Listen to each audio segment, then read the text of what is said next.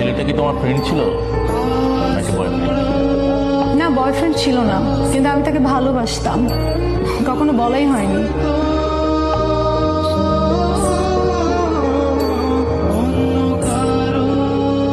Hello, সালাম আলাইকুম, কে বলছেন?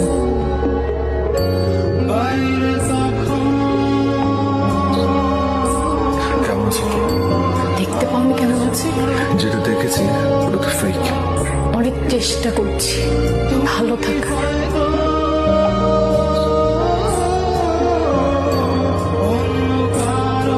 আবার যদি কখনো দেখা হয় তখন তোমাকে জিজ্ঞেস করো তুমি কেমন আছো, উত্তর দিও।